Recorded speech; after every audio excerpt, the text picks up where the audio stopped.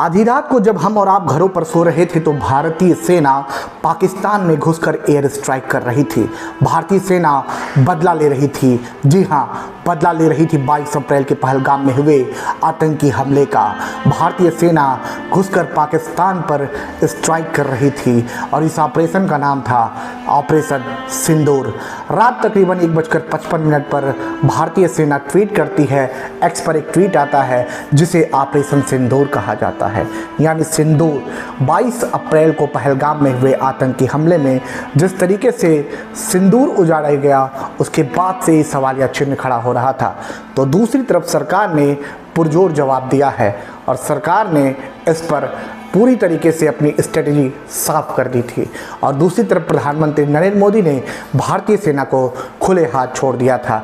आइए हम जानते हैं कि सिंदूर को कैसे रणनीति बनी और कितने दिनों से इस रणनीति पर काम किया गया। सूत्रों से मिली जानकारी के मुताबिक लगातार भारतीय सेना इस पर अपना काम कर रही थी। दूसरी तरफ 7 मई को भारतीय गृह मंत्रालय की तरफ से देश के 244 जिलों में मॉक ड्रिल की बात कही जा रही थी, लेकिन रात 7 मई की ही रात लगभग 2 बजे के आसपास पाकिस्तान स्थित कई आतंकी ठिकानों पर कार्रवाई हुई। यानी इस सूत्रों से मिली जानकारी के मुताबिक पाकिस्तान के ठिकानों पर मिसाइल हमले किए गए हैं। इसमें तीनों सेनाओं जल, थल, वायु ने मिलकर अंजाम दिया है, जिसमें पीओके की 9 जगहों पर भारतीय सेना ने कार्रवाई की है। यानी ये वो 9 जगह है जिसे पाकिस्तान में आतंकियों का अड्डा कहा जाता है। भारतीय सेना ने साफ कहा है कि हमने ना पाकिस्तानी नागरिकों को निशाना बनाया है, ना पाकिस्तानी सेना को निशाना बनाया है। हमने निशाना बनाया है तो सिर्फ और सिर्फ आतंकवाद को निशाना बनाया है।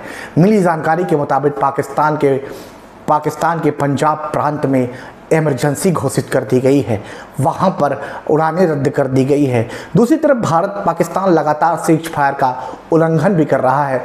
श्रीनगर पर बीएसएफ के जवान, सेना के जवान मुंहतोड़ जवाब दे रहे हैं। दूसरी तरफ सरकार ने सेनाओं को अलर्ट मोड पर रखा है। फिलहाल हम आपको बता दें कि जो 9 जगह थे, जो 9 बड़े अड्डे थे, उनमें कौन कौन सा है। जो मेन है उसमें एक है मुजफ्फराबाद और दूसरा है सियालकोट। ये 2 मुख्य जगह थे।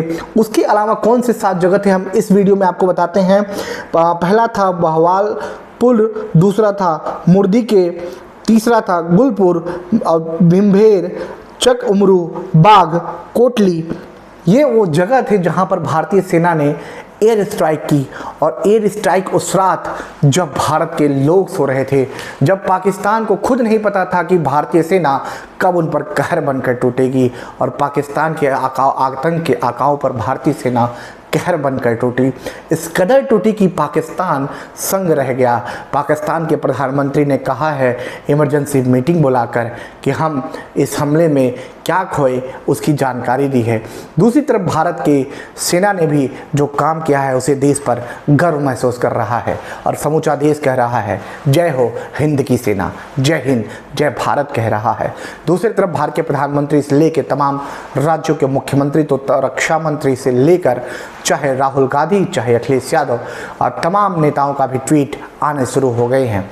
इस पर देश खुशी मना रहा है, देश जश्न मना रहा है। दूसरी तरफ देश मॉक ड्रिल कर रहा है, यानी युद्ध से निपटने की देश तैयारी कर रहा है। सबसे बड़ी बात भारत की कूटनीतिक चाल ये रही कि भारत ने हमले के तुरंत बाद विश्व के तमाम बड़े देश को सूचना दे दी कि हमने पाकिस्तान पर अपने बेगुनाह नागरिकों की मौत की जवाबी कार्रवाई की है, जिससे पाकिस्तान बुरा फंस चुका है।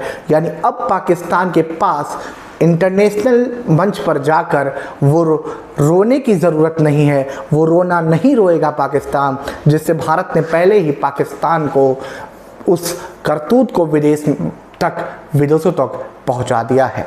इस घटना से, इस कार्रवाई से पूरा देश खुश है, पूरा देश जश्न मना रहा है।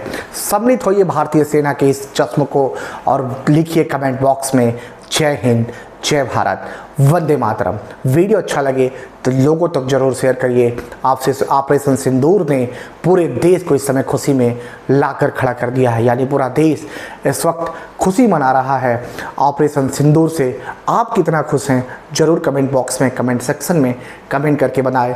तब तक के लिए बने रहें हमारे साथ, देखते रहें द खबर वाला, और आगे जो अपडेट होगी हम जरूर आपको बताएंगे।